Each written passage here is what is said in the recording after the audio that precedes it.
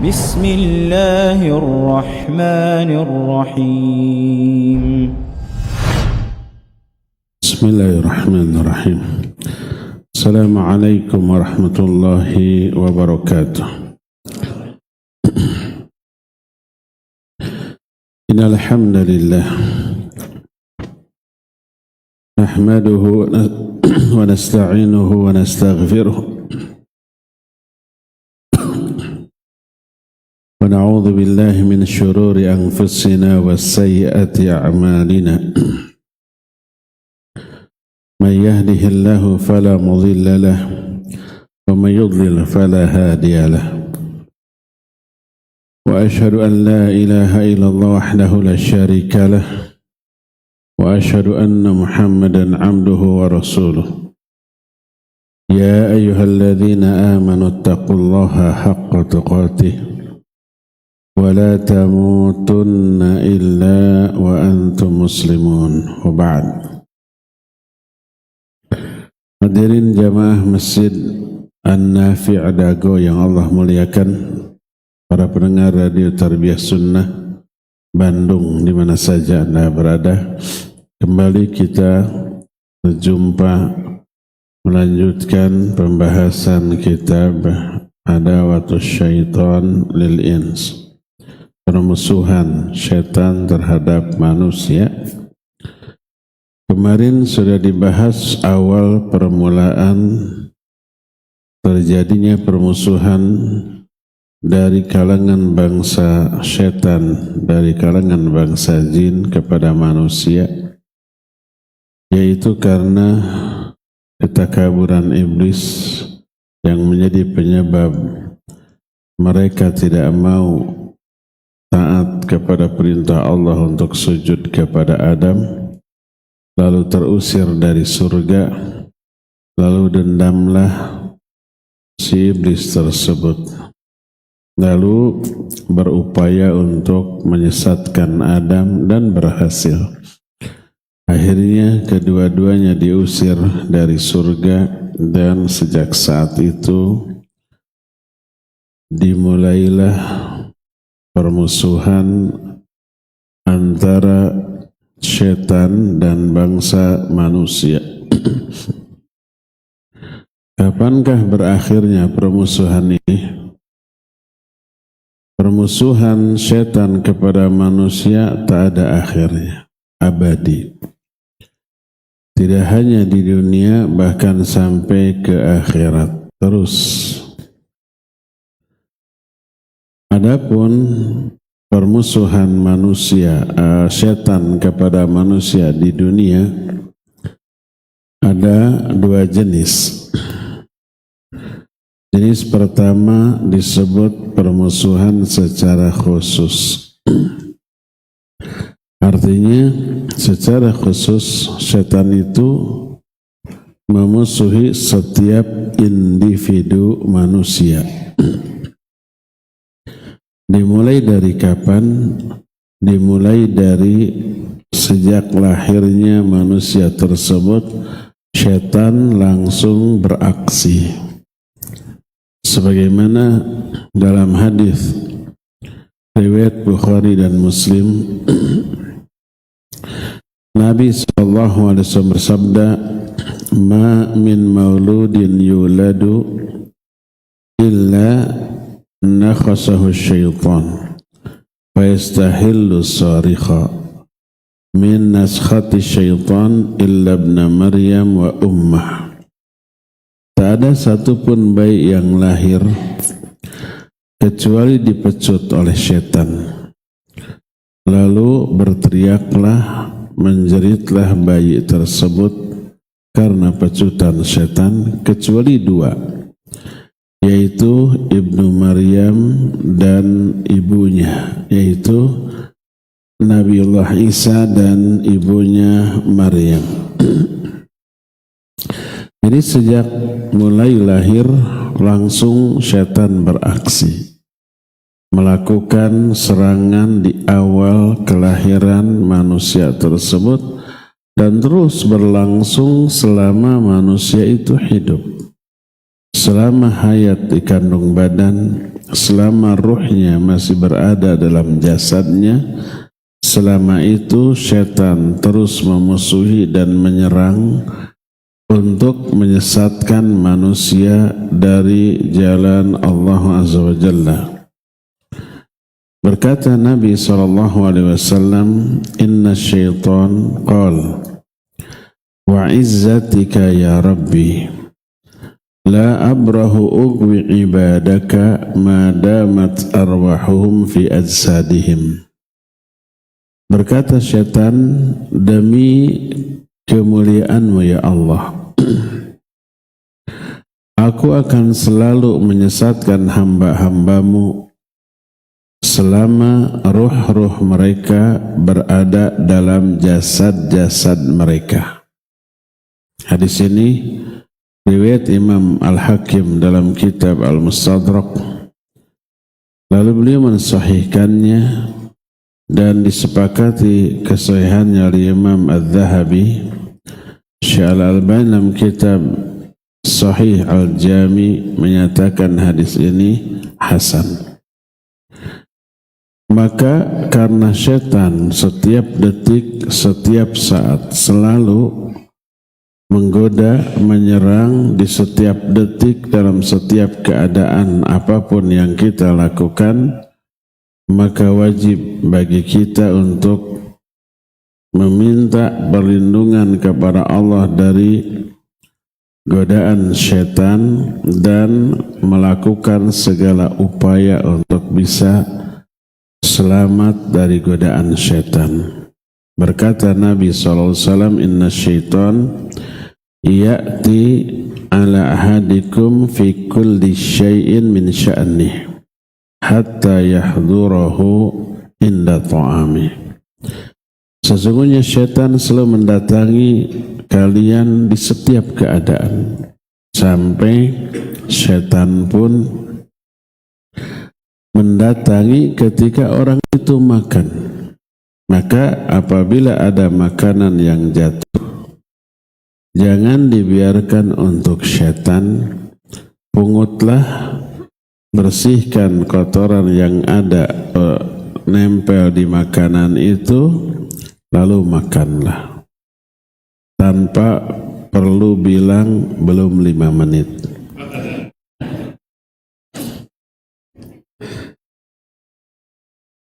Inilah jenis permusuhan pertama, permusuhan secara khusus, yaitu memusuhi seluruh individu, setiap manusia sejak lahir sampai wafat, sampai meninggal. Selama hayat di kandung badan, selama ruh berada dalam jasadnya, selama itu syaitan terus menyerang. Kedua, permusuhan khusus secara umum bagi orang-orang yang hidup di akhir zaman. Syaitan menyesatkan seluruh mereka sampai tak ada satu orang pun yang muslim. Semuanya tergoda menjadi manusia yang kafir dan musyrik. Sebagaimana hadis riwayat Imam Muslim dalam kitab sahihnya, ketika Nabi SAW menyisiba, la ya'rifuna ma'rufan wa la yunkiruna munkara, fayatamathalu lahum syaitan. Fayaqul ala tastajibun, fayaqulun fama ta'muruna, fayamuruhum bi'ibadatil awthan wa hum fi dhalika daru rizqihim wa husnu 'aishihim thumma yunfakhu fis sur. Di akhir zaman nanti tinggallah seburuk-buruk makhluk, artinya manusia dengan karakter yang paling buruk. Mereka itu tidak lagi mengetahui mana yang ma'ruf, mana yang mungkar. Lalu syaitan menjelma menjadi orang di hadapan manusia, lalu pidato. Tidakkah kalian akan memenuhi ajakanku? Manusia kemudian bertanya, apa perintahmu? Lalu setan menyuruh mereka untuk menyembah patung. Padahal saat itu rizki mereka luar biasa melimpah. Kehidupan dunia mereka sangat sejahtera. Maka mereka pun mengikuti ajakan setan. Maka di generasi itulah ditiupnya sangkakala. Allah Azza wa Jalla telah memberikan tempo waktu kepada iblis untuk hidup sampai akhir zaman, sampai hari kiamat. Sebagaimana surah Shad ayat 81 berkata iblis ketika iblis diusir dari surga, qala rabbi fa'anzirni ila yaumi yub'atsun. Qal fa innaka minal munzarin ila yaumil waqtil ma'lum. Berkata iblis, ya Allah, beri waktu saya sampai hari kiamat, sampai hari dibangkitkan. Allah menjawab, ya kamu termasuk makhluk yang diberi tempo, diberi waktu. Sampai kiamat si iblis tidak akan Allah wafatkan. Akan Allah hidupkan sampai kiamat. Tapi hanya iblis. Iblis itu personil jin yang tidak mau ke sujud ke Adam itu. Adapun anak turunannya dari kalangan bangsa jin, maka mereka mati. Tapi kalau iblisnya tidak dimatikan oleh Allah sampai hari kiamat. Kata Allah, innaka minal munzarin ila yaumil waqtil ma'lum. Kamu diberi tempo, kamu diberi waktu sampai hari waktu yang ditentukan, yaitu sampai hari kiamat. Inilah permusuhan iblis kepada manusia secara umum. Nah, apa hikmah abadinya permusuhan iblis kepada manusia? Ada beberapa hikmah. Hikmah pertama adalah lil ibtila wal imtihan li jami'il umam. Yatamayyazu al-khabithu min at-tayyib. Walau amatahu lantafa hadzal gharad. Pertama, sebagai ujian, sebagai godaan bagi seluruh manusia. Dengan adanya setan yang menggoda sebagai ujian, perbedakan mana yang baik, mana yang buruk, mana yang asli, mana yang palsu, mana orang yang tangguh, yang sabar, mana orang yang mudah tergoda. Seandainya iblis dimatikan, maka akan hilanglah tujuan dari penciptaan iblis sebagai godaan bagi manusia. Ini hikmah yang pertama. Hikmah kedua, liyazdada ithman ala ithmin fatakunu uqubatuhu asyad fayastawjibul uqubah allati la tasluhu illa bihi. Hikmah kedua untuk menambah dosa di atas dosa si iblis, sehingga azabnya amat sangat dahsyat. Dan azabnya luar biasa bagi iblis. Ini yang kedua. Yang ketiga, liyatawallal mujrimina jami'an wa yatasallatu alaihim. Kenapa syaitan diabadikan, dibuat sampai hari kiamat si iblis tidak mati? Agar orang-orang yang berdosa, orang-orang durhaka, didominasi, gampang diatur oleh syaitan, lalu dikuasai. Sebagaimana firman Allah dalam surah An-Nahl, Ayat yang ke-100, innama sultanuhu 'alal ladzina yatawallawnahu walladzina hum bihi musyrikun. Hanyalah kemampuan setan untuk menggoda hanyalah terhadap orang-orang yang berwala kepada setan, loyal kepada setan, komitmen kepada janji setan, percaya kepada gombalan mereka. Nah, kepada mereka baru setan punya kemampuan untuk menggoda. Walladzina hum bihi musyrikun, dan kepada orang-orang musyrik, orang-orang kafir, maka itu sasaran empuk bagi setan untuk dikuasai. Nanti akan dijelaskan salah satu cara setan menggoda manusia adalah menggunakan tenaga potensi orang kafir, orang durhaka untuk ikut memusuhi orang-orang yang beriman, untuk ikut mempersempit gerak orang beriman, untuk ikut membuat jiwa perasaan orang-orang yang beriman tidak nyaman, tertekan. Dan dalam kondisi seperti itu orang beriman akan lebih mudah lagi tergoda oleh setan, ya. Inilah permusuhan setan di dunia. Adapun permusuhan setan di akhirat tetap berlangsung.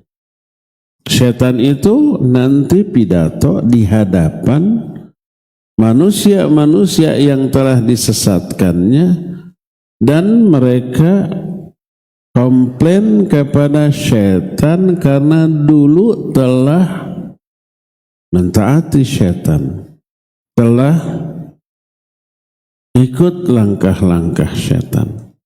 Dicelalah setan, lalu setan membela diri, ikut balik menyalahkan.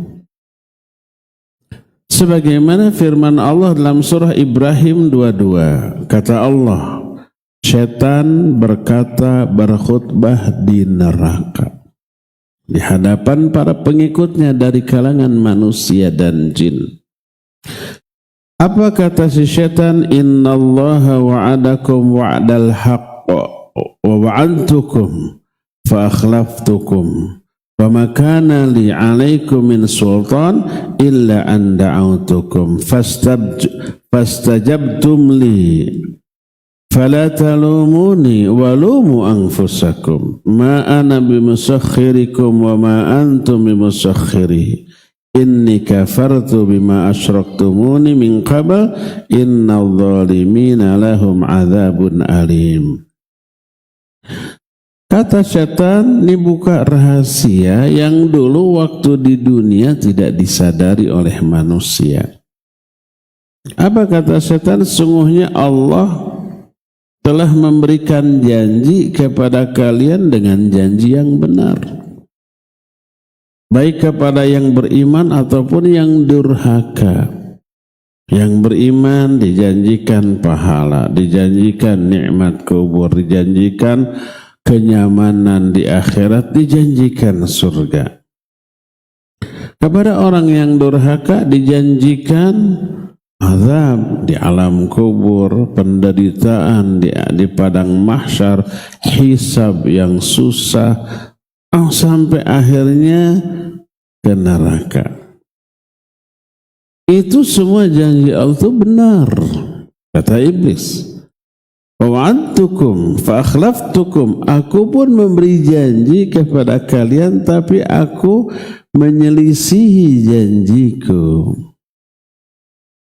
Wa ma kana li 'alaikum min sultan, aku tidak memiliki kekuasaan atas diri kalian kecuali aku hanya mengajak, tapi kalian penuhi ajakanku. Syaitan tak bisa memaksa orang beriman untuk durhaka, enggak. Nah, pernah kan kita dapat bisikan, jangan bangun subuh, kalau bangun subuh saya cekek kamu. Pernah begitu? Enggak. Siapa yang ibadah tiba-tiba kejang-kejang. Siapa yang mau ibadah tiba-tiba kesurupan karena gangguan setan. Enggak, setan enggak punya kemampuan untuk itu. Illa an da'autukum, kecuali yang aku lakukan, aku mengajak kalian, fastajabtum, kalian memenuhi panggilanku. Fala talumuni walumu anfusakum, jangan kalian mencela aku, tapi cela diri kalian sendiri. Ma ana bimusakhirikum wa ma antum bimusakhiri, aku enggak bisa menolong kalian, kalian juga enggak bisa menolong aku sekarang di akhirat. Terus setan berlepas diri. Inni kafartu bima asyraktumun, aku kufur kepada apa yang kalian sekutukan dulu waktu di dunia. Berlepas diri setan. Jadi setan cuci tangan. Coba di dalam surah Qaf, jin qarinnya itu di akhirat berkata, qala qarinuhu rabbana ma atghaituhu walakin kanu fi dhalalim ba'id. Berkata si setan di hadapan Allah, ya Allah, aku tidak menyesatkan mereka, tapi mereka sesat sendiri gitu. Mungkir itu si setan. Jadi manusia yang tergoda oleh setan komplain melaporkan kepada Allah, kata si setannya, Rabbana ma atghaituhu walakin kana fi dhalalim ba'id. Ya Allah, aku tidak menyesatkan dia. Dianya sesat sendirian. Bertengkar antara manusia dan setan. Apa kata Allah? La takhtasimu ya ladayya. Kalian jangan bertengkar di hadapanku. Jadi pertengkaran itu sampai ke akhirat. Kemudian digiringlah mereka semua ke dalam neraka. Si setan ini digiring beserta para penyembahnya yang menyembah setan ketika di dunia. Sebagaimana Allah jelaskan dalam surah As-Saffat ayat 26, kata Allah, uhsyurul ladzina zalamu wa azwajahum wa ma kanu ya'budun min dunillahi fahduhum ila siratil jahim waqifuhum innahum mas'ulun ma lakum la tanasarun bal humul yawma mustaslimun. Kumpulkan orang-orang yang zalim beserta pasangan-pasangan mereka. Perhatikan ikhwan, ketika memilih pasangan hidup, jangan memilih orang yang jauh dari agama, yang zalim, yang fasik. Nanti kata orang Sunda mah disakompet daunkeun. Di apa disakompetkan? Di satu golongan kan. Almar'u ma'a man ahabba. Seseorang itu akan bersama-sama dengan orang-orang yang dicintainya. Apalagi pasangan hidup. Nih orang-orang yang zalim, kata Allah, uhsyurul ladzina zalamu wa azwajahum wa ma kanu ya'budun. Kumpulkan orang-orang yang zalim beserta pasangan-pasangan mereka dan apa yang mereka sembah selain Allah, kumpulkan, lalu giring mereka ke jalan neraka jahim. Berdirikan mereka akan ditanya, malakum la tanasarun, kenapa dulu kalian tidak saling membantu? Bal humul yawma mustaslimun. Jadi dikumpulkan mereka beserta sesembahan-sesembahan mereka. Lalu dalam surah Asy-Syu'ara ayat 98 dikatakan fakubkibu fiha hum wal ghawun wa junudu iblis ajma'un qalu wa hum fiha yakhtasimun tallahi in kunna lafi dhalalim mubin idh nusawwikum birabbil alamin. Mereka dibolak-balik di dalam neraka. Pernah melihat tukang ayam bakar, ikan bakar, kambing bakar, pokoknya yang dibakar-bakar kayak sate. Gimana cara bakarnya? Dibolak-balik ya, biar matangnya merata. Itu enggak seberapa karena bukan api, apa? Baranya, arang yang membara. Panas, ya panas makanya matang. Kadang-kadang gosong. Ini di atas api. Apinya api neraka 70 kali lebih panas dengan api terpanas di dunia. Api terpanas di dunia aja bisa bikin besi meleleh, ya enggak? Menjadi cair. Baja yang begitu kuat menjadi cair. Ribuan derajat Celcius. Neraka 70 kalinya lebih panas daripada yang terpanas di dunia. Fakubkibu fiha hum wal ghawun. Sebelum ngaji makan comro dulu, melag di dia. Mereka dibolak-balikan di dalamnya, mereka wal ghawun beserta orang-orang yang sesat. Terus siapa lagi? Wa junudu iblis ajmaun, dan tentara-tentara iblis semuanya. Lalu qalu wa hum fiha yakhtasimun. Mereka berkata di dalam neraka mengungkapkan permusuhan antara setan dan manusia dalam neraka. Apa kata manusia yang disesatkan oleh setan? Tallahi in kunna lafi dhalalim mubin. Demi Allah, dulu kami berada di atas kesesatan yang nyata. Idh nusawwikum birabbil alamin, karena dulu kami menyamakan kalian dengan Rabbul Alamin, menyembah setan, menyamakan setan dengan Allahu Rabbul Alamin.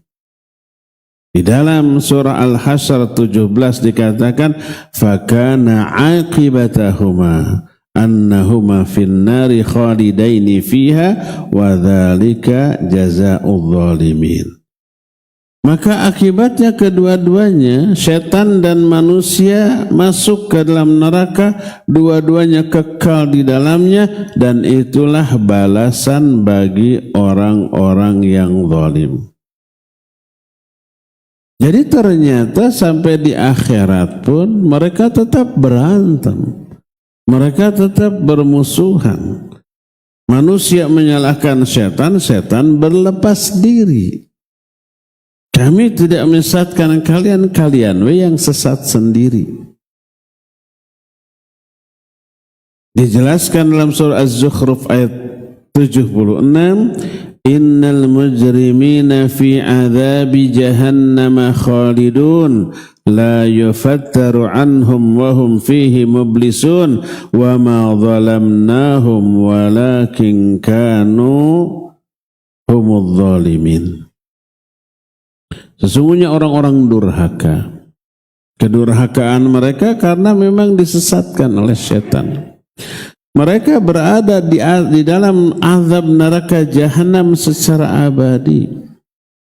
Tidak diringankan mereka sedikit pun dari siksa di dalamnya, dan mereka putus asa. Itu waktu mereka baru digiring saja ke dalam api neraka dan melihat api neraka, belum masuk tuh. Mereka sudah menjerit, ya Allah, kembalikan aku hidup ke dunia, aku akan beriman. Tidak digubris. Akhirnya digebruskan, dicampakkan masuk ke dalam api neraka. Mereka minta dikeluarkan. Ya Allah, keluarkan kami. Kami berjanji beriman, tidak digubris juga. Akhirnya mereka minta dimatikan saja. Fanadau ya Malik liyaqdi ain alaina rabbuk. Mereka berseru, wahai Malik, tolong sampaikan kepada Allah agar Allah mematikan kami saja. Tidak digubris juga. Terus mereka minta diringankan, agar azabnya itu diringankan sesaat saja, jangan terus-terusan dihantam dengan azab yang dahsyat. Semuanya tidak digubris. Akhirnya mereka diam dalam keadaan putus asa, merasakan dahsyatnya azab yang Allah berikan bukan karena kezaliman Allah, tapi dulu mereka lah yang berbuat zalim kepada diri sendiri dengan cara mendurhakai Allah, padahal sudah ada peringatan, ancaman. Ada iming-iming, janji bagi orang yang beriman. Ada ancaman bagi orang yang durhaka. Mereka memilih durhaka daripada beriman, walaupun tahu konsekuensinya. Coba tanya orang-orang yang berbuat jahat sekarang, maling kek, mabuk kek gitu ya, rampok kek, korupsi kek, apalagi pokoknya semua kejahatan. Tanya, tahu nggak itu dosa dan terancam azab? Tahu. Terus kenapa dilakukan? Gimana nanti? Kan gitunya. Nggak peduli mereka itu. Tahu dosa dan terancam azab, tapi nggak peduli terhadap azab yang diancamkan. Nyaris semua pelaku kejahatan sikapnya demikian. Siapa yang zalim? Mereka zalim kepada diri sendiri, bukan Allah zalim dengan siksaan tersebut. Lalu orang-orang kafir beserta apa yang mereka sembah berada di dalam azab yang tak berkesudahan. Dan saat itu musuh mereka dari kalangan orang-orang mukmin soleh yang tidak mengikuti mereka, orang-orang mukmin itu melihat dalam keadaan tertawa. Al-jaza min jinsil amal. Balasan akan disesuaikan dengan jenis perbuatan. Dulu waktu di dunia orang durhaka atas hasutan setan mentertawakan, melecehkan orang-orang yang beriman. Innal ladzina ajramu kanu minal ladzina amanu yadhakun wa idza marru bihim yataghamazun. Sesungguhnya orang-orang yang durhaka itu mentertawakan orang-orang beriman. Semua pelaksanaan syariat ditertawakan. Jenggot ditertawakan disebut kambing. Cingkrang ditertawakan disebut kebanjiran. Akhwat yang berniqab bercadar disebut ninja, disebut babagig sawah. Dan seabrek istilah-istilah lain yang membuat mereka tertawa, mentertawakan. Semua yang diamalkan ditertawakan. Tapi nanti di akhirat sebaliknya, kata Allah, fal yawmal ladzina amanu minal kuffari yadhakun 'alal araiki yanzurun. Nanti di akhirat pada hari itu orang-orang yang beriman mentertawakan orang-orang kafir. Mentertawakannya itu sambil bersender di atas dipan-dipan yang mewah. Dipannya jangan dibayangkan seperti kita, terbuat dari papan yang keras. Kadang-kadang bisa kasura kusabab tidak rapi. Kasura apa bahasa Indonesia? Tersura dengan bagian tajam dari kayunya itu. Itu mewah, enak, empuk. Dalam keadaan dilayani, makan, minum, ngemil tanpa takut gemrot, tanpa takut gula darah naik, kolesterol naik, darah tinggi naik, asam urat naik, enggak. Inilah balasan dari orang-orang yang beriman kepada orang-orang yang durhaka yang dahulu mentertawakan, melecehkan amalan orang beriman, di akhirat sebaliknya. Ya, inilah kondisi di akhirat, sikap antara orang-orang kafir yang pernah terhasut oleh ajakan setan beserta setannya, mereka saling menyalahkan di dalam neraka. Adapun orang-orang yang beriman nonton di surga sambil mentertawakan mereka. Ketika Allah Azza wa Jalla mengusir setan dari rahmat Allah, dari surganya, maka setan itu sejak saat itu bersumpah untuk menyesatkan seluruh manusia.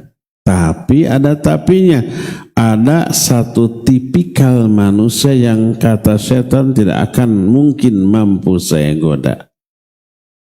Allah berfirman di dalam Al-Quran surah Shad ayat 83, kata Allah, qala fabi'izzatika la ughwiyannahum ajma'in illa ibadaka minhumul mukhlasin. Berkata iblis, demi kemuliaanmu ya Allah, la'ughwiyannahum ajma'in, pasti aku akan sesatkan mereka semuanya. Ada yang dikecualikan, illa ibadaka minhumul mukhlasin, kecuali tapi enggak tergoda. Salah satu contoh kasus adalah kalau kita mengalaminya, kita sudah tergoda semua. Itu Nabiullah Yusuf alaihissalatu wassalam. Beliau seorang pemuda yang lagi puncak-puncaknya stamina, power gitu ya, syahwat gitu. Digoda oleh seorang perempuan yang dia sukai, cantik, berkedudukan, dangdan, satakar kebek, terus menggoda Nabiullah Yusuf. Dalam kondisi Nabi Yusuf juga suka kepada dia. Bayangkan, kalau kita mah jangankan digoda, tidak di matanya. Ada di sini yang begitu? Banyak apa semua? Hatta aki-aki, ya aki-aki. Tahu nggak Syekh Al-Albani rahimahullah di usia 90 tahun pernah menyatakan, di usia aku tidak yakin aku akan bisa selamat dari fitnah wanita kalau diumbar. 90 tahun loh. Apalagi yang masih muda daripada itu. Nah, Nabi Yusuf tidak tergoda, lebih baik lari gitu kan. Kabur larinya itu. Tapi perempuan ini memang gede hasratnya. Kabur juga di bedol tuh. Pakaian belakangnya berewek soek. Perempuan tuh gitu tuh. Pas di pintu ada suami dari wanita ini. Sudah perempuan ini menggoda berbuat jahat, pas ketahuan fitnah lagi. Dia yang maksa saya. Perempuan tuh. Playing victim. Dia yang berbuat, dia yang seolah-olah menjadi korban. Siapa itu teh? Sekali lagi, perempuan. Terwakili. Kayak gitu. Ini ayat loh dalam surah Yusuf. Kenapa Nabi Yusuf itu bisa selamat dari godaan seperti itu? Allah menyatakan innahu min ibadinal mukhlasin, karena Nabi Yusuf termasuk hamba kami yang ikhlas. Sesuai dengan apa yang diungkapkan oleh iblis, illa ibadaka minhumul mukhlasin. Kecuali hamba-hambamu yang ikhlas, aku nggak akan mampu menggoda mereka. Makanya saya jadi ingat materi kemarin di Jakarta tentang husnul khatimah. Salah satu kiat agar kita husnul khatimah, terhindar dari su'ul khatimah, adalah mengikhlaskan seluruh niat amalan lillahi ta'ala. Karena efeknya kalau nggak ikhlas ditolak. Kalau ditolak itu ibadah, beresiko orangnya itu mati dalam keadaan su'ul khana bainahu wa bainaha ila dhira fasbiqu alaiha alkitab fayamalu bi amali ahli nar fayadkhuluha. Ada orang yang melakukan amalan-amalan ahli surga, ibadah, amal soleh, kebaikan dan seterusnya, sampai nggak ada yang memisahkan antara dia dengan surga kecuali sehasta. Selangkah lagi dia masuk surga, ketetapan Allah mendahului. Dia berhenti dari ibadahnya, belot menjadi melakukan amalan ahli neraka, dosa, maksiat, mati dalam keadaan demikian, masuk neraka. Apa namanya? Su'ul khatimah. Dianalisa oleh para ulama. Di antara Imam Ibn Rajab Al-Hambali dalam kitab Jami'ul Ulum wal Hikam. Kenapa orang ini su'ul khatimah? Paratanya ahli ibadah. Pas mau mati berhenti ibadah, belot menjadi ahli maksiat, mati dalam keadaan demikian, ibadah semuanya kehapus. Al-a'mal bi khawatimiha. Amal itu tergantung amalan terakhir. Kalau amalan terakhir buruk, udah su'ul khatimah. Amal baiknya terhapus. Apa kata Imam Ibn Rajab rahimahullah? Kenapa orang ini berhenti dari ibadah amal soleh, berakhir dengan amal buruk, mati dalam keadaan demikian, masuk neraka su'ul khatimah? Karena amal-amal baiknya itu ditolak oleh Allah. Allah cabut lagi hidayah untuk beribadah. Kenapa? Karena Allah nggak suka dengan ibadahnya. Kenapa ditolak? Karena tidak memenuhi syarat-syarat diterimanya ibadah. Apa syarat diterimanya ibadah? Ada berapa? 2, apa saja? Ikhlas dan mutabah. Apakah setiap ikhlas dan mutabah pasti selamat? Enggak, kurang tuh. Antum sedikit amat menetapkan syarat diterimanya ibadah cuma 2. Tambah 2 lagi, jadi 4. Apa yang 2 lagi? Yang pertama adalah al-musara'ah, bersegera. Allah menyatakan wasari'u ila maghfiratin min rabbikum wa jannatin arduha samawati wal ardh wa'iddat lil muttaqin. Bersegera kalian menuju ampunan Allah, menuju surga. Maksudnya bersegera melakukan ibadah dan amal soleh. Jangan lemot, tong lengle, talangke, hararese, kaleket, bisa diteke, bikin bete. Jadi walaupun ikhlas, sesuai sunnah, tapi lelet, lemot. Salat subuh 5:30. Salat duhur 2:30. Salat maghrib pas beres salam ngong isya. Ditunda-tunda, taswif. Dosa apa tidak? Dosa. Jadi yang ketiganya musara'ah. Yang keempatnya al-akhdhu bil quwwah. Maknanya melaksanakan dengan sepenuh kesungguh-sungguhan. Jangan ala kadarnya, jangan asal-asalan. Walaupun ikhlas karena Allah, sesuai dengan sunnah, tapi asal-asalan sholatnya. Lalai dia, sahun, terkena ancaman fawailul lil musallin alladzina hum an salatihim sahun. Sahun ini karena asal-asalan, karena ala kadarnya, asal mengamalkan. Saum juga begitu, man lam yada qawla zur wal amala bi wal jahl falaysa lillahi hajatun fi ayyada at'ama wa syaraba. Siapa orang yang saum tapi selama saum mulutnya ini enggak dijaga, ngomong umpamanya dusta, gibah, fitnah, mencela, perilakunya juga menyakiti orang dalam saum. Saumnya asal-asalan, asal nahan lapar, nahan haus, nahan syahwat, tapi yang lain-lainnya tidak ditahan. Mulut tidak ditahan dari perkara yang haram, perilakunya juga tidak ditahan dari perkara yang haram. Berarti asal-asalan tuh saumnya. Apa kata Rasul sallallahu alaihi wasallam?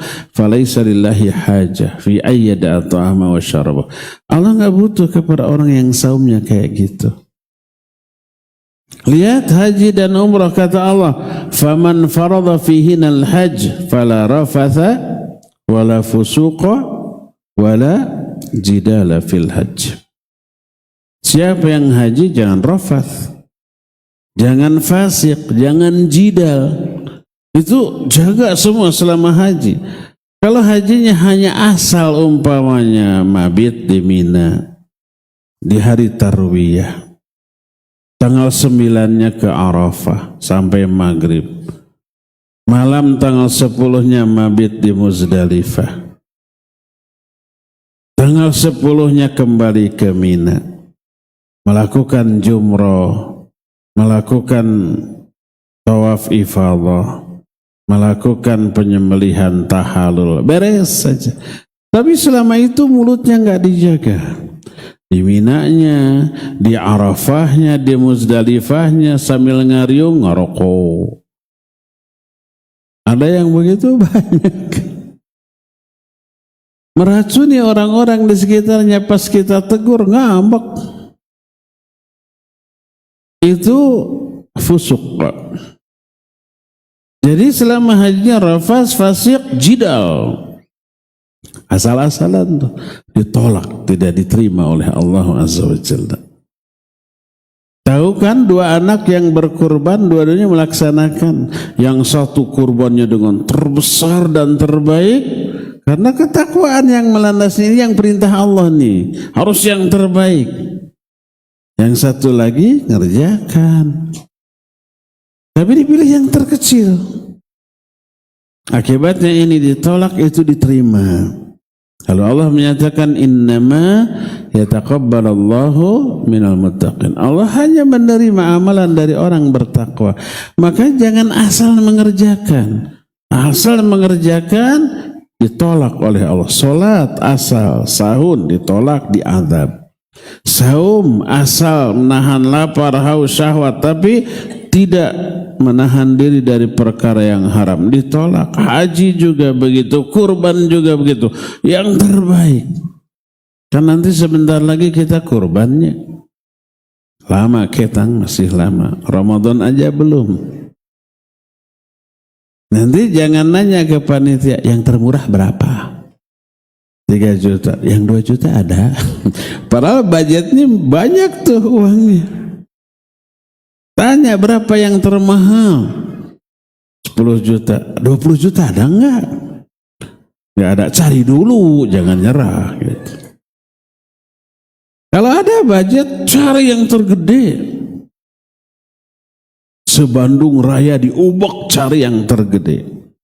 Cari harga kambing yang 20 juta. Ada, ambil itu kalau mampu. Udah, jangan, ini untuk Allah, melaksanakan perintah Allah harus yang terbaik. Jangan anggarannya ada gede tapi cari yang termurah. Ada yang 3 juta, ada 2 juta, ada 2 juta.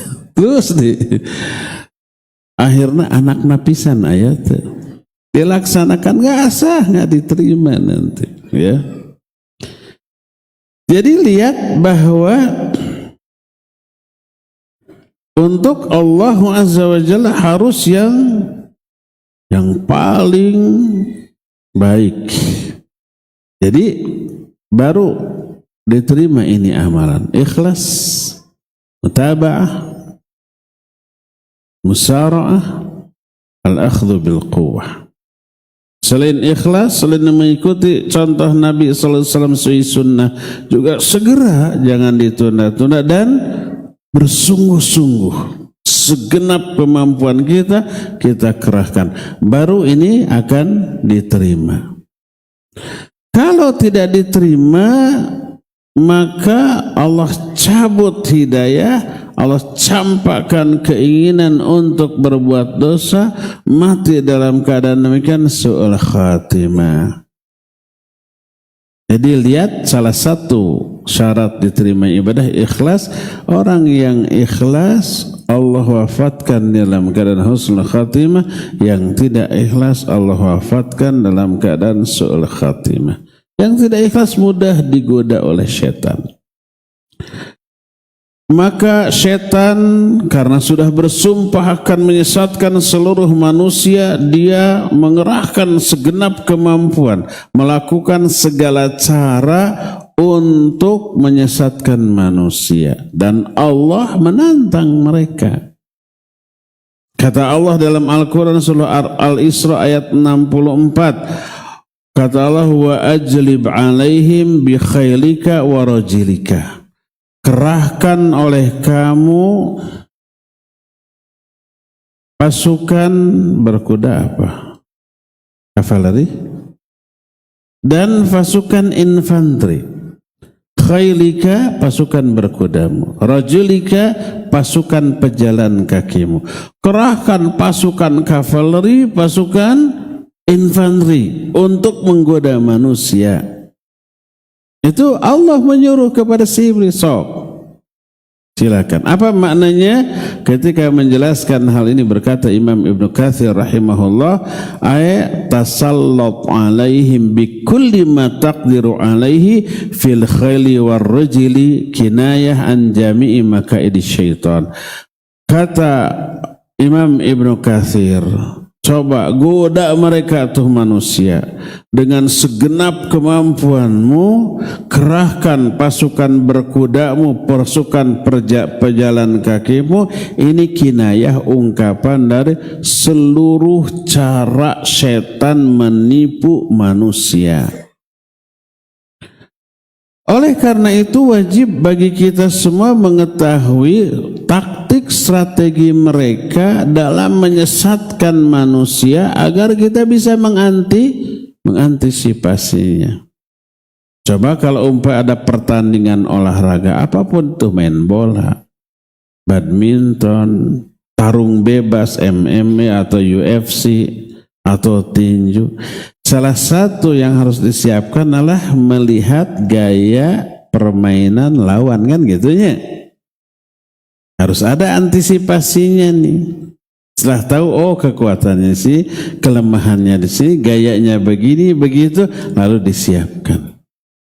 Nah, karena kita sedang berperang, bermusuhan dengan setan dan mereka menyerang kita setiap saat, kita harus tahu cara-cara mereka dan bagaimana cara mengantisipasinya. Oleh karena itulah nanti di pertemuan yang akan datang kita akan bahas cara setan menipu manusia. Apa saja caranya, bagaimana yang mereka lakukan, itulah yang membuat pembicaraan tentang masalah ini akan menjadi seru. Kita akan membahas 17 cara setan di dalam menggoda manusia. Cuma 17, banyak yang lain, cuma yang kita akan bahas sekarang 17 poin terpenting saja dulu ya. Apa sih 17 itu? Mungkin nanti di pertemuan yang akan datang. Satu pertemuan satu cara. 17 cara berarti 17 pertemuan setahunan merenya. Ya, cukup sampai di sini saja dulu sekarang dan kita masuki sesi tanya jawab. Wassallallahu ala nabiyina Muhammadin wa ala alihi wa ashabihi wasallam. Assalamualaikum Ustaz. Waalaikumsalam warahmatullahi. Apakah setan sudah ditugaskan untuk menggoda manusia dan neraka sudah ada bagi orang-orang yang tidak beriman, dan takdir manusia sudah ditetapkan sebelum lahir, apakah manusia bisa merubah atau apakah takdir sudah merupakan keputusan final? Pertanyaan tentang takdir. Iya, pertama coba perhatikan sabda Rasul SAW, innallaha khalaqal jannata wa khalaqalaha ahlaha faqala la ubali wa khalaqan nar wa khalaqalaha ahla faqala la ubali. Allah telah menciptakan surga dan telah menciptakan calon-calon penghuni surga, dan dia berkata, aku tidak peduli. Allah juga sudah menciptakan neraka dan sudah menciptakan calon-calon penghuninya, lalu Allah berkata, aku tidak peduli. Jadi apakah manusia sudah ditetapkan sebelum lahir akan ke surga, akan ke neraka? Iya. Berdasarkan banyak ayat dan hadis. Ya. Apakah itu bisa dirubah? Bagaimana dengan pemikiran orang? Kalau memang kita ditakdirkan ke neraka, walaupun di dunia ibadah, amal soleh, jauhi dosa, mati dalam keadaan demikian, tetap aja ke neraka. Dan sebaliknya, kalau kita ditakdirkan ke surga, walaupun kafir, musyrik, durhaka, nanti mati tetap aja ke surga. Kan ada orang mikir gitu ya.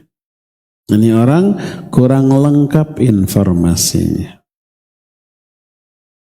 Terus informasi yang lengkap bagaimana?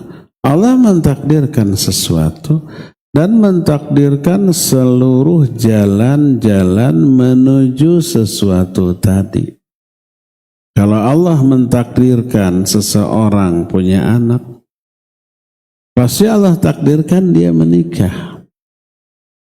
Pasti Allah takdirkan dia tidak mandul dan tidak menikah dengan pasangan yang mandul. Allah takdirkan dia punya jodoh, punya pasangan, dua-duanya sehat normal, baru punya anak. Gak mungkin orang ditakdirkan punya anak tapi ditakdirkan menjomblo seumur hidup, gak mungkin. Kalau Allah mau mentakdirkan seseorang kenyang, pasti Allah takdirkan makan. Kalau Allah takdirkan dia makan, pasti Allah takdirkan dia dapat rizki. Gimana aja caranya, ada yang traktir, atau ada yang ngasih pekerjaan, ada yang ngasih uang, macam-macam. Jadi sesuatu ditakdirkan dengan sebab-sebab yang mengakibatkan sesuatu tadi. Apa penyebab orang masuk surga? Iman, amal soleh, ibadah. Kalau seseorang Allah takdirkan masuk surga, pasti di dunianya juga orang ini ditakdirkan oleh Allah menjadi orang yang beriman, beribadah, beramal soleh, menjauhi dosa, maksiat, mati dalam keadaan demikian. Nah, lalu sebaliknya, kalau seorang umpamanya ditakdirkan ke neraka, nggak mungkin orang itu ditakdirkan di dunianya ahli ibadah, nggak mungkin. Oleh karena itulah, maka kalau orang ditakdirkan ke surga, Allah takdirkan dia ibadah dan amal soleh ketika di dunia dan sebaliknya. Nah, apakah kita juga begitu? Ya, semua kita, saya, sudah Allah takdirkan ke surga atau ke neraka. Tapi kita tidak tahu apa ke surga, apa ke neraka. Tapi lihat takdir Allah kepada kita di dunia sekarang. Kita oleh Allah ini diarahkan dalam hidup untuk menjadi orang soleh atau orang yang salah. Orang yang peduli kepada agama atau orang yang nggak peduli, orang yang cuek kepada agama. Kan gitu ya. Kalau toh kita ada di dalam kehidupan, jalan hidup kita Allah arahkan untuk ibadah, amal soleh, jauh dari maksiat, ngaji terus. Apakah pasti sampai akhir hayat kita begini? Enggak. Tak elot seperti hadis tadi, ya enggak? Makanya jaga oleh kita keikhlasan, mutaba'ah, musara'ah, dan al-akhdhu bil quwwah agar kita begini sampai akhir hayat. Jangan takabur. Dah saya mah sehari-hari ngaji, sholat 5 waktu nggak pernah ketinggalan, malam juga bangun tahajud, Senin Kamis sayang saum, baca Al-Quran saya mah yakin ke surga. Jangan takabur. Banyak orang yang kemudian berhenti dari ibadah itu, tergoda oleh lingkungan, tergoda oleh dunia, berhenti secara tadarruj, secara bertahap, tanpa sadar, tanpa terasa, tiba-tiba sudah sesat jauh dan mati dalam keadaan demikian. Banyak yang seperti itu. Jadi sudah ditetapkan, cuma yang jadi masalah kita tidak tahu takdir kita gimana. Maka fokus kita bukan memikirkan takdir kita, fokus kita adalah perhatikan perintah Allah yang wajib dan sunnah laksanakan, perhatikan yang dilarang yang Allah haramkan, jauhi sejauh-jauhnya begitu. Itu saja fokusnya, dan kita terus berdoa agar istiqamah sampai akhir hayat kita demikian. Kalau sudah kita berupaya demikian, nanti di akhir ketika kita ke surga, boleh kita katakan Allah mentakdirkan kita ke surga, makanya Allah takdirkan kita di dunianya beriman, beramal soleh. Jangan sampai saya mah takdirnya kan neraka, makanya cuek aja sekarang dan ke neraka nanti benar-benar tuh kan takdir saya mah ke neraka. Daripada begitu, jadi fokus kita bukan kepada takdir kita, tapi fokus kita kepada syariat yang Allah turunkan. Semoga dikenalkan dan dimudahkannya kita kepada syariat. Memahami syariat mudah, mengamalkannya mudah, mengajarkannya mudah. Semoga sampai akhir hayat, begitu akhirnya ke surga, silakan bilang Allah mentakdirkan saya ke surga, makanya Allah takdirkan ketika di dunianya saya beriman, beramal soleh, hasil dari usaha mencari ilmu dan mengamalkannya. Ya, itu aja fokus kita. Assalamualaikum warahmatullahi wabarakatuh. Waalaikumsalam warahmatullahi wabarakatuh. Bolehkah minum obat anti haid untuk umrah dan haji? Kalau ditanya boleh tidaknya, boleh selama zat obatnya halal, ya. Baik apa tidak? Syekh Al-Utsaimin rahimahullah lebih menganjurkan tidak. Biarkan itu secara alami, dan syariat selalu ada solusi untuk kondisi apapun, ya. Umpamanya nih umroh, tapi di saat umroh itu saatnya jadwal haid. Jadi umpamanya pas ke Madinah dulu, 3 hari di Madinah, hari keempat ke Mekah, pas mau berangkat dari Madinah ke Mekah haid. Dan di Mekah cuma 3-4 hari. Haidnya berapa hari? Seminggu. Jadi selama di Mekah haid, sampai pulangnya masih haid gitu kan? Nggak umrah dong. Tetap ada solusi. Para ulama menyatakan tunda umrohnya sampai hari terakhir keberadaan dia di Mekah. Siapa tahu pas hari-hari terakhir berhenti, silakan umroh. Mandi dulu. Tapi kalau toh sampai hari terakhir masih haid, silakan umrah dalam keadaan haid, lakukan tawaf tapi tidak sholat. Seusai tawaf biasanya sholat, tawaf, sa'i, tahallul, sudah. Dan umrahnya sah. Dan dia tetap ketika dari Madinah ke Mekah, ihram sama-sama yang lain di miqat, di Bir Ali atau di Dzul Hulaifah. Sama, Bir Ali, Dzul Hulaifah, 2 nama untuk satu tempat. Cuma tidak sholat di sana karena haid. Tapi niat di sana iya, ihram di sana iya, ya. Terus sampai ke Makkah talbiyah ya, karena talbiyah tidak terlarang walaupun haid, walaupun junub. Sampai ke Makkah orang-orang umrah dia menunggu. Tetap seluruh larangan ihram dijaga. Jangan pakai parfum, jangan gunting kuku, jangan kalau karena ini wanita pasti ya yang haid ini. Jangan menggunting rambut dan seterusnya. Apa kerjanya? Bebas tidur, makan, jalan-jalan, shopping. Nggak ke masjid aja. Hari terakhir dia berada di Mekah, masih haid, silakan mandi, silakan masuk Masjidil Haram, tidak sholat, silakan tawaf, langsung sa'i, langsung tahallul, sah umrohnya. Demikian juga haji. Umpamanya pas ketika mau tanggal 8 hari tarwiyah haid, ya masalah ya, maka silakan dia mabit di Mina, kemudian wukuf di Arafah, malamnya mabit di Muzdalifah, tanggal 10-nya biasa jumroh, karena semua itu menyembelih, jumroh, tahallul itu nggak harus suci.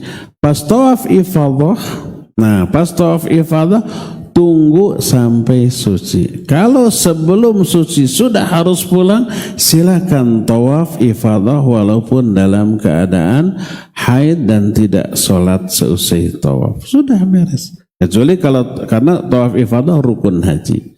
Kecuali kalau tawaf wada pas mau pulang, dan sebelum pulang wajib tawaf wada, itu wajib bukan rukun. Dalam keadaan haid nggak perlu tawaf kalau tawaf wada. Tapi kalau tawaf ifadah karena rukun, silakan tawaf walaupun dalam keadaan haid tapi tidak sholat. Nah, itu solusi syar'i. Adapun kalau minum obat anti haid, banyak kasus sebelum berangkat meminum obat, apa yang terjadi? Keluar darah sedikit demi sedikit, flek. Jadi bingung, ini haid apa bukan? Haid apa bukan? Selama haji, selama umroh, selama di sana keluar darah terus sampai sedikit-sedikit flek. Itu banyak kasus ya. Jadi karena haid ini peristiwa yang alami, biarkan terjadi dengan sendirinya tanpa harus direkayasa dengan obat. Dan kondisi ketika haid nanti tetap ada solusinya ketika melakukan ibadah. Ada solusi syar'i.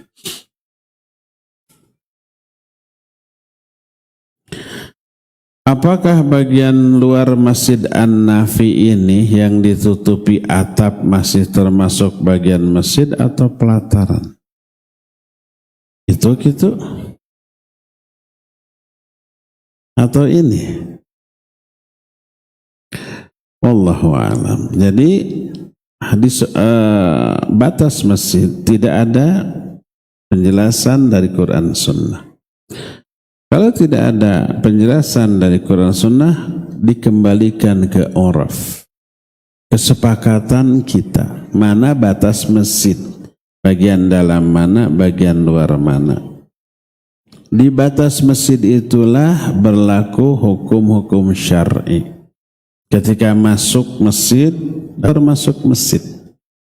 Nanti kalau bagian dalam masjid, tahiyatul masjid, nggak boleh dagang, tidak boleh mencari barang hilang atau mengumumkannya. Di luar masjid boleh. Itu untuk menentukan aturan syariat. Nah, jadi kalau umpama kita bersepakat, batas masjid adalah pintu. Pintu ke sini dalam masjid, pintu ke sana luar masjid. Di pintu itulah kita terapkan adab keluar masuk masjid. Kaki kanan dulu kalau masuk, kaki kiri kalau keluar, baca doa gitu ya. Tidak harus di halaman.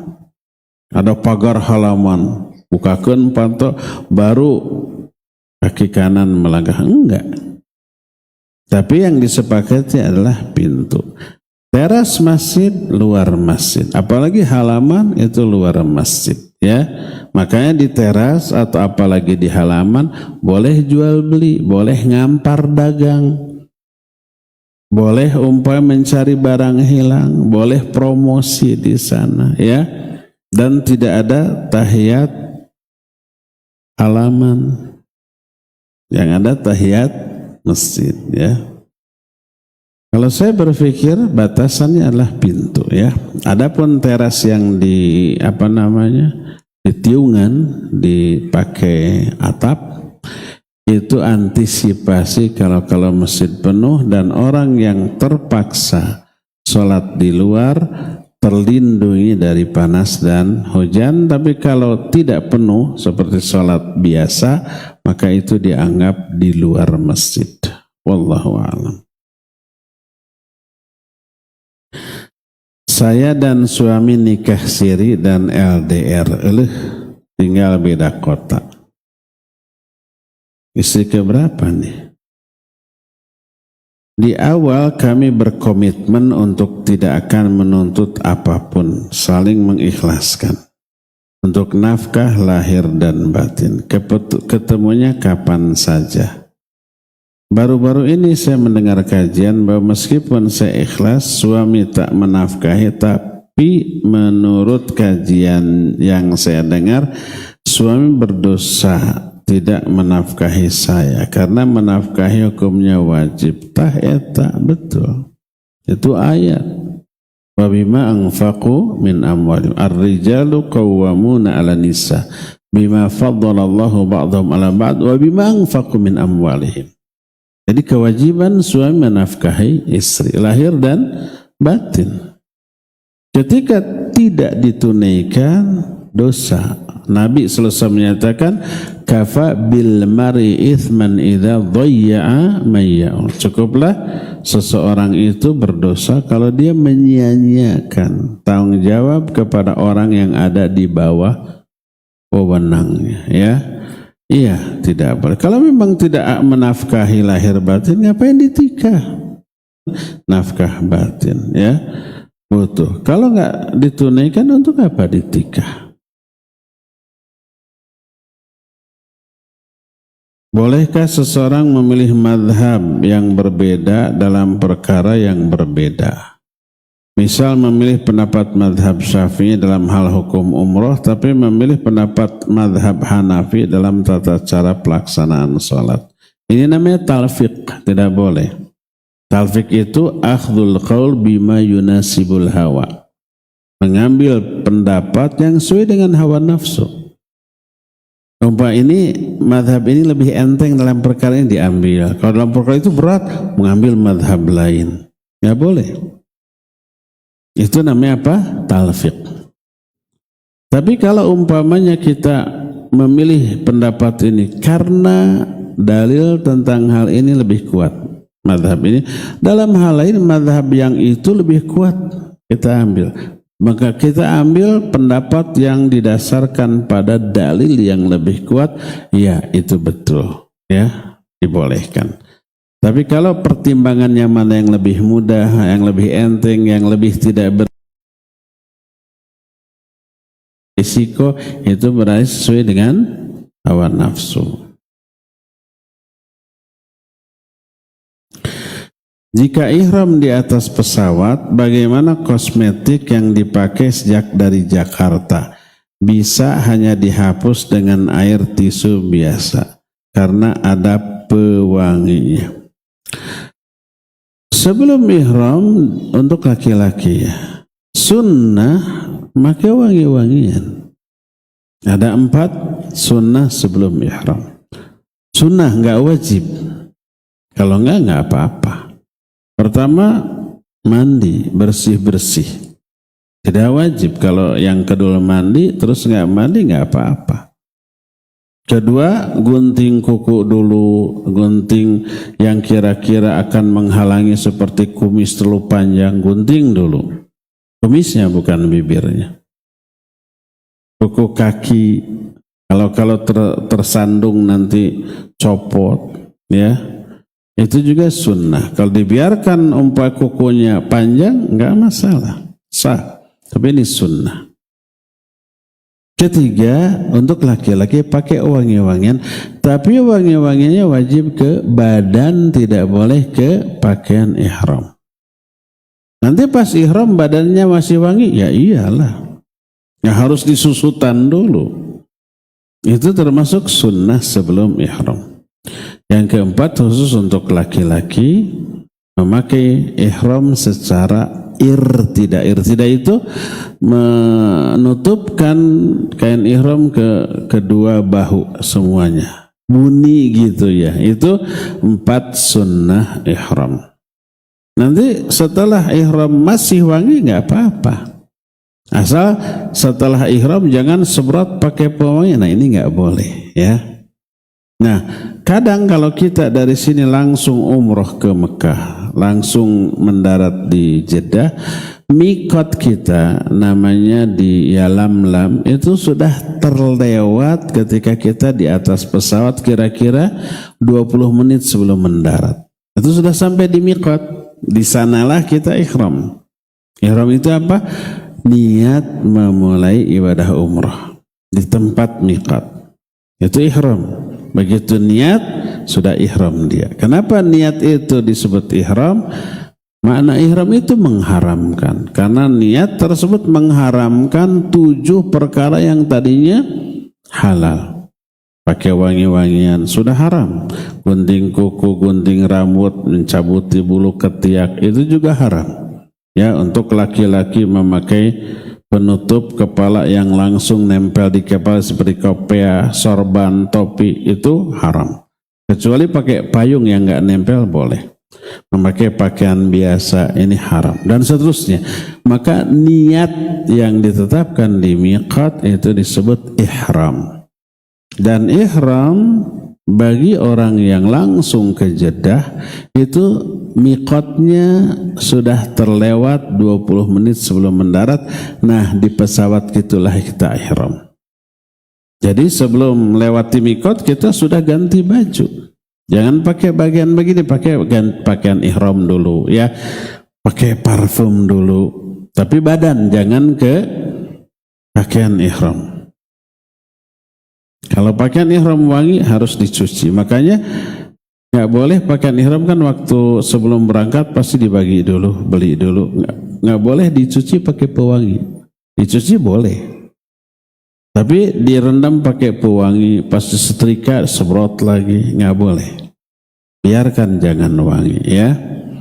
Nah setelah mulai ihram kita niat, kita talbiyah, kita istighfar terus sampai di Masjidil Haram kita talbiyah terus.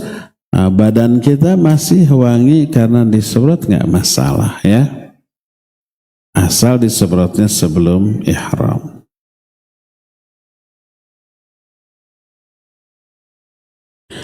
Ada lembaga umroh yang si pembimbingnya menawarkan badal umroh bagi orang tua yang sudah meninggal. Apakah boleh si pembimbing membadalkan umroh dengan biaya yang full atau tidak full? Boleh.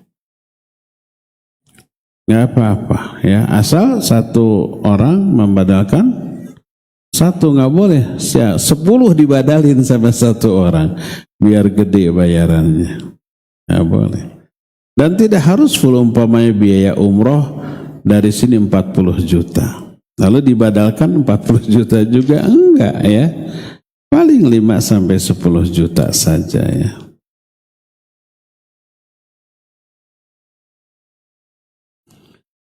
Ustaz kan katanya orang yang mau mati terdapat ciri-ciri. Namun kebanyakan tidak disadari. Lalu bagaimana jika ada orang yang mengalami ciri-ciri tersebut dan menyadari sehingga menganggap dirinya akan segera meninggal? Apakah salah jika dia terlalu overthinking antara memang sudah waktunya atau hanya hal wajar sebagai manusia? Dan bagaimana agar tidak terlalu overthinking? Takutnya mendahului rencana Allah. Iya, tanda-tanda kematian, beberapa hal yang mengingatkan kita bahwa kita akan mati banyak. Contohnya ngaca. Begitu ngaca rambut kita sudah pada putih. Itu peringatan tuh, nggak lama lagi kamu tuh. Atau ada aja penyakit yang berbahaya, berisiko kematian mendadak. Jantung, darah tinggi, apalagi kombinasi dua-duanya ya. Nah, itu peringatan. Belum tentu lama lagi ya. Sekarang ngaca, 10 menit kemudian meninggal mungkin, ya. Terus tetangga, orang terdekat meninggal, itu peringatan. Dia sekarang, besok lusa kamu loh. Dan banyak lagi peringatan Allah, ya. Termasuk sakit, itu peringatan Allah Azza wa Jalla, ya. Lalu setelah peringatan bahwa kita akan mati ini begitu nampak, segeralah taubat, segera fokus ibadah, fokus akhirat, tinggalkan kesenangan duniawi. Khawatir lagi bersenang-senang apalagi dalam bentuk yang maksiat, kelepak tematik. Ya, itu tidak overthinking, itu yang seharusnya kita lakukan. Bahkan ketika tidak ada tanda-tanda kita akan mati, kita fresh, segar, nggak punya penyakit, general check up semuanya bagus gitu ya, nggak ada keluhan, terus rambut masih hitam, nggak ada. Jangan berpikiran kayaknya masih puluhan tahun lagi. Sebab apa? Sebab penyebab kematian bukan hanya sakit, bukan hanya tua, bukan hanya yang seperti itu. Betapa banyaknya orang lagi segar bugar ketabrak, segar bugar dibegal dibunuh, segar bugar kena peluru nyasar, segar bugar jatuh mati. Banyak kan? Ya. Intinya mah persiapan bahwa kita mati itu harus setiap saat. Sehingga setiap hari, setiap detik fokus kita ibadah, fokus kita menjauhi dosa dan menjauhi dosa maksiat, fokus kita akhirat. Pas kita akan ada kematian mendadak, alhamdulillah kita sudah menjaga diri, ya. Wallahu a'lam. Terakhir, mohon maaf tidak semuanya terjawab.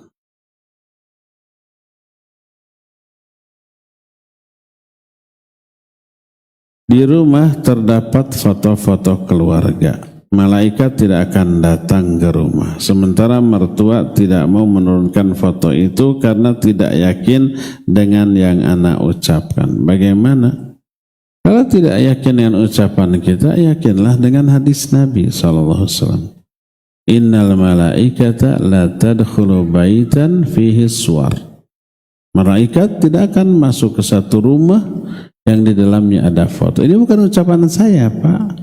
Ucapan Nabi SAW.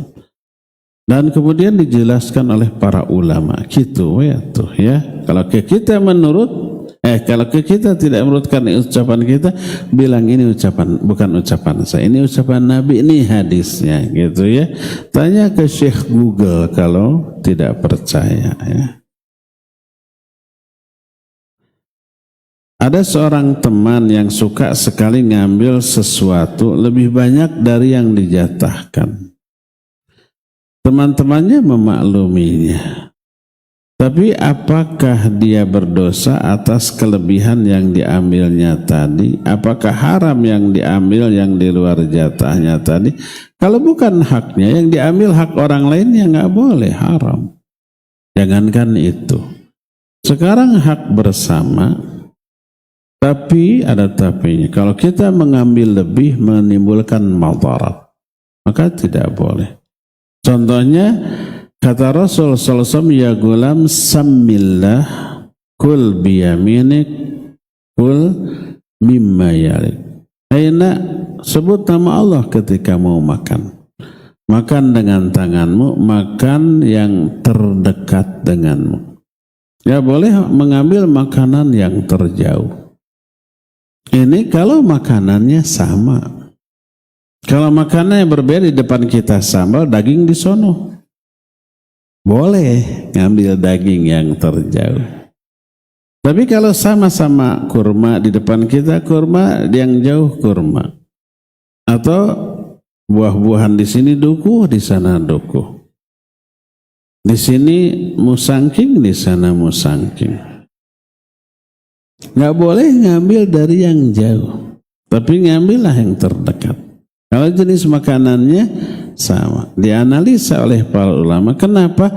Agar tidak menimbulkan kesan serakah. Kalau di hadapan kita ini pasti milik kita. Kalau di hadapan orang lain ini milik hak orang lain, kita ambil hak orang lain dulu. Agar dapat banyak, kalau ini pasti kita nih, karena dekat gitunya. Pas orang mengambil, kita duluan. Ini yang nggak boleh. Padahal itu masih hak bersama. Terlarang karena khawatir timbul madarat keserakahan. Ini yang pertama. Kedua, ada sunnah makan dengan 3 jari. Kalau yang dimakannya itu adalah makanan yang memang bisa diambil dengan 3 jari, bukan nasi, bukan. Karena sunnah makan dengan 3 jari, ketika makan nasi dengan 3 lek-lek. Ya boleh dengan 5 gitu, boleh. Maksudnya dengan 3 jari seperti contoh kurma tadi. Jangan dengan seluruh jari, dengan 3, karena dengan 3 paling keambil 2 atau 3. Tapi kalau dirawu begini orang lain lihat, si anu ini sarakah, akhirnya brok dia ngambil, brok akhirnya berebut. Itu yang disunnahkan, mengambil makanan dengan 3 jari itu begitu. Bukan sunnah makan 3 jari sayur. Makan dengan 3 jari dicomot, mal kahuap kan ya. Nah dari sana kita tahu salah satu hikmahnya menjaga adab, jangan sampai berebut makanan. Apalagi makanan itu bukan hak kita, bukan jatah kita, diambil. Tadi jatahnya sekian, ngambil lebih, berarti yang diambil hak orang lain, ya nggak boleh ya. Walaupun hak bersama saja, jaga perasaan masing-masing kawan, apalagi itu hak orang lain yang bukan jatah kita, nggak boleh diambil oleh kita ya. Cukup ya, sampai di sini saja. Insya Allah kita jumpa lagi. Mungkin Selasa depan libur dulu, 2 Selasa mungkin ya. 2 Selasa kita libur dulu, nanti Selasa ketiganya baru kita mulai lagi. Subhanakallahum bihamdik, asyhadu an la ilaha illa anta, astaghfiruka wa atubu ilaik, walhamdulillahi rabbil alamin. Wassalamualaikum warahmatullahi wabarakatuh. Waalaikumsalam warahmatullahi wabarakatuh. Syukran zakat.